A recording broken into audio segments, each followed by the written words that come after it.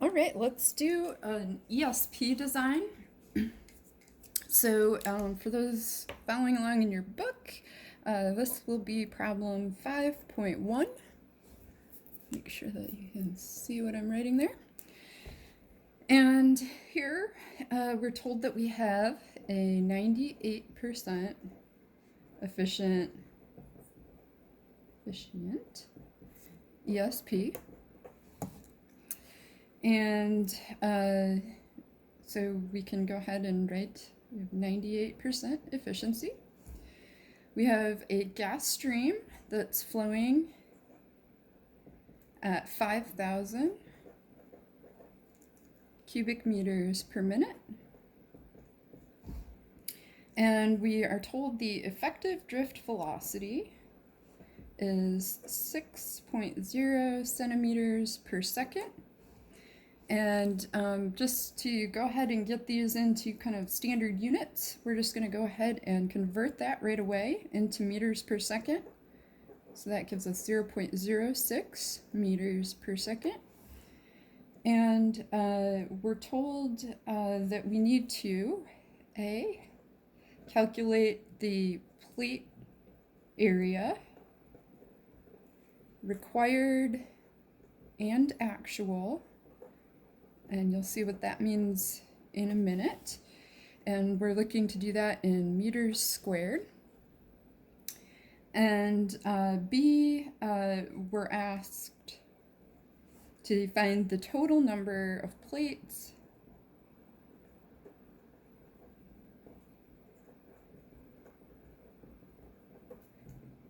if each plate has the following dimensions, where they have a height of 6 meters and a length of the plate, so LP is equal to 10 meters. And we're also told there are 3 mechanical sections. Oops, this is NS here. 3. So what do mechanical sections mean? If we think about our ESP, for example, and we're looking at it if the flow rate is going into the paper here, we can divide this into different sections. So here we have 3 sections. So in here there's going to be plates, and it will kind of go like so, and your air will come out the back here. But the fact that we have 3 sections means that we have kind of these 3 corridors, if you will, that we'll be putting plates in and having the flow go through. Okay, so let's work on part A. So first, we're going to start with this equation called the Deutsch equation. And Deutsch equation we use for our ESPs all the time. So it's our efficiency is equal to 1 minus e to the negative w times a divided by q. And we can go ahead and manipulate that, or change that around to solve it for a. So we'll solve for a, and this is what we get. A is equal to negative q divided by w. All of that times natural log of 1 minus our efficiency. And since we have all this information, we can go ahead and plug in. So our area is equal to negative 5,000 cubic meters per minute. All of that divided by 0.06 meters per second times 60 seconds per 1 minute. So notice we need to make sure that our time is the same on both top and bottom, times natural log of 1 minus 0.98. So that is our efficiency. And we do the math, plug those in, and we should get an area of 5,433.4 square meters. All right, so that's our required area. So this is what's required at a bare minimum. But what we'll find out is that we need to make sure that the number of plates that we're suggesting will fit into these 3 mechanical sections. So to do that, we're going to use this equation. A is equal to area times the area of the plates. So this is our total area on all the plates. Area of each plate times number of plates minus number of sections. And so this is equation 5.13. So why are we saying number minus number of sections? Well, because we're taking into account the fact that, let's see if we can draw this right here. If we have one plate,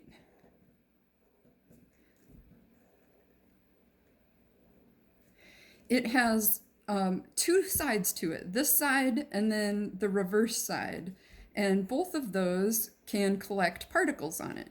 However, if it's on the end, for example, right here on this side, there's only going to be one side of that plate that's active because the other side is outside of this ESP, right? So we have to take into account the fact that most plates will have 2 sides to them, except for some of these outside plates that have only one side that's going to be active. So that's what this equation is doing, is taking that fact into account. So what we can do, we can first figure out what is our area of our plate. And that is equal to 2 times h times LP. So height times length times 2, meaning to account for both sides. And in this case, we have 2 times 6 meters times 10 meters. And so our area of our plate is equal to 120 meters squared. So that's for both sides. So then we can come back here to this equation and rearrange it to solve for n, the number of plates. So we get n is equal to A divided by AP plus NS. And we can go ahead and fill in the values there. So we have A, which is 5,433.4 square meters divided by our 120 square meters per plate, plus 3, and do the math on that, and we're going to come up with 48.3. So, is that going to be our number of plates? No, it will not. The reason is, first of all, we can't have a fraction of a plate there, and the other reason is that we need to have an even distribution of plates in each of these mechanical sections here.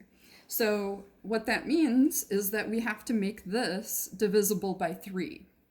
So to do that, we can start thinking about, all right, what's 3 times, different numbers until we get up to a number where it is divisible by 3. And the next number up that we find is 51, because that is equal to 17 times 3. So we're going to say now that we have 51 plates in our actual design for our ESP. Okay, so given that, we can continue this on, and we can figure out what our actual plate area is. So our actual plate area. So notice, because we had to round up the number of plates, you won't want to round down. You'll want to round up every time to make sure that you're meeting the requirements. So our actual plate area will be based on what we've rounded up to here. So we'll come back to this equation. A is equal to AP times N minus NS. And And that gives us 120 meters squared times our 51 minus 3. And when we do the math on that, we should come up with a total of 5,760 square meters, and this will be our actual. So we have our actual now, and this is what our minimum required value is. Our 5,433. Notice we're above that. We're good. We've met our requirements. All right. Along the lines, we've also actually solved Part B as well. So note that Part B was asking us the total number of plates.